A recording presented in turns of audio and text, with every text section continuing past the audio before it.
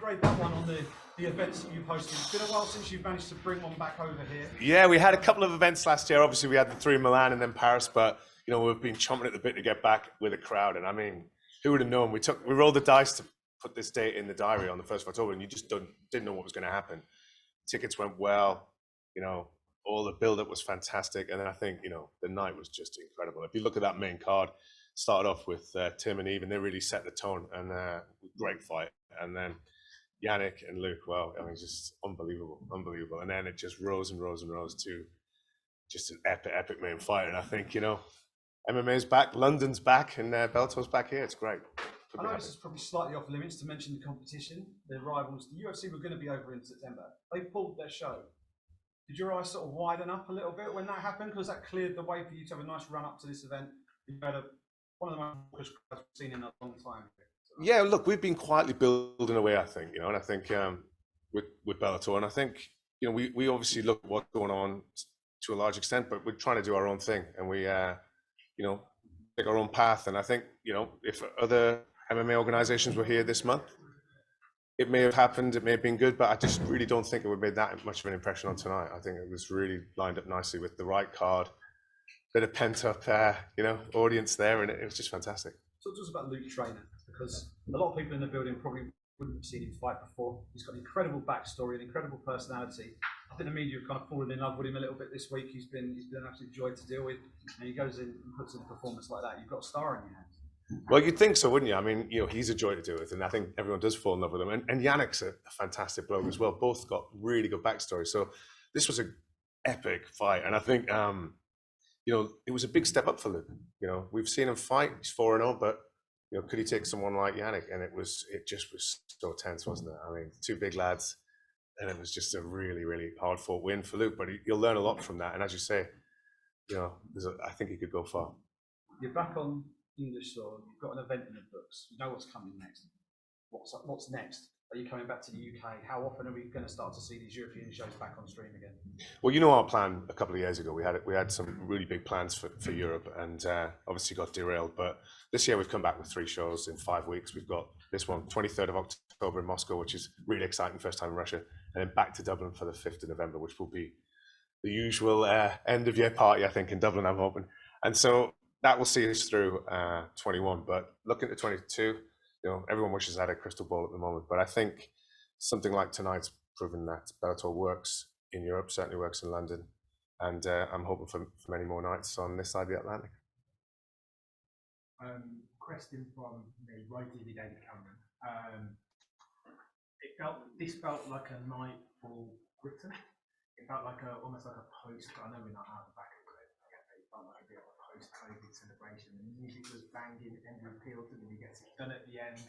Talk about the pride that you have for Bellator putting on an event like this in Britain, like showcasing British pride. Yeah, I mean, I've got an immense amount of pride for it. I think it was, you know, you roll the dice with these things when you announce them, and certainly in this atmosphere of what's going on. But I think, you know, we felt like we had the right ingredients, and I think the people were ready for a big night out. And you had that sort of optimism, didn't it? It had that sort of roaring 20s, let's get out, have some fun, finally. And the one thing you can't control is the fights and the atmosphere around the fights. And I think that was the bit you sort of cross your fingers and toes and think, you know, I hope it works. But you could just tell even 7:30 this night was going to be special. My adrenaline was flying all through the night. It was an absolutely wonderful night. Do you regret that you didn't just call the main event as a 5-round fight at the beginning, or just change policy for this event? Well, I didn't regret it because it was never on the cards, you know, and I think that's, you know, maybe something we can look at in the future. But, you know, it was never on the cards. So I think in hindsight, you could look at it and say, would it have been interesting to see another couple of rounds? I know I would have liked to, but I think, you know, that's the beauty of hindsight. It could have gone in 2, it could have gone in 1. So, you know, you don't know, but, you know, it looked like it was a classic matchup, and I would have seen another 10 rounds of that. Well, Paige said in here straight afterwards, the next fight he wants is Douglas-Lima over 5 rounds. Yeah, and he didn't look like he'd been punched in the head too much, so he was fine. Yeah, exactly.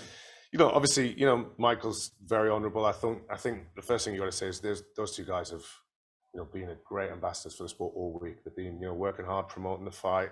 They've been just great sportsmen, really great gents, the pair of them. You know, Douglas, fantastic sportsman, and I think, you know, of course they'd like to fight again. We'd all pay to see that. I certainly would. There's a lot of fighters who were on this card this weekend who were really desperate to get back in there and compete. It's a payday for them. They've had a lot of frustration with COVID and everything. Just wondered if I could get your opinion on Charlie Leary, who was due to fight tonight.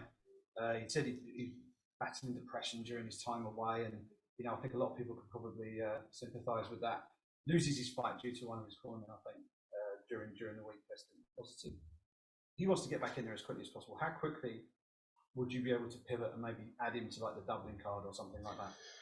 Look, I mean, you know, my heart breaks for Charlie. You know, he threw it all out there in that fight in Milan last year. Great win for him, and he was over the moon. I spoke to him after the fight. He was buzzing from that, you know, and like everyone else, he's had a really tough year. And, you know, you just, when you asked who was going to be on this one, you know, to hear it was him was just heartbreaking. And, you know, I'd love to get him back out there because, you know, he deserves it for sure.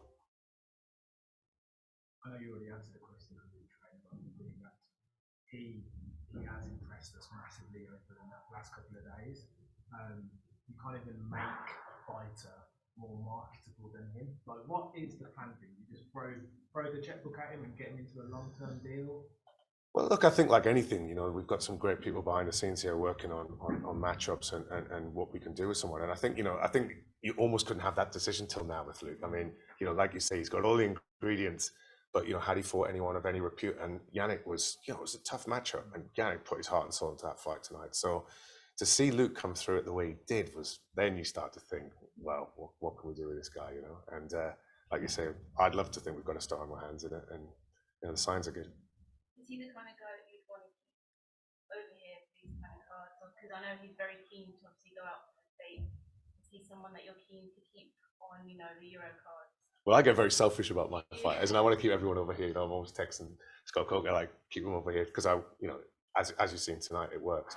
But, you know, the other good thing about Bellator Europe over here is that, you know, the guys are fighting and getting recognized. Luke was on Showtime tonight in the US in that fight, you know, so they've got a platform to go out and fight the best in the world, and I think that's what we're trying to create here. So, you know, I'll have a little wrestle with the guys in the US, but, you know, I'd be happy to see him go over there and do his stuff as well, as long as we can get it back. The European series, or the European events, if you like, largely built to help build the stars on this side of the pond.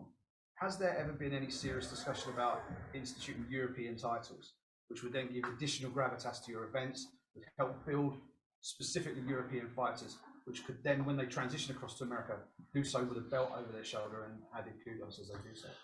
Look, we've talked about that. I'm personally not a fan. I just think, for me, I think the great thing what Scott Coker's happy to do, which I don't think, you know, which you've got to give him a lot of credit for, is bringing big names over to the US and fighting them on our time zone, you know. And you've seen that time and time again since we started this whole thing in the last few years.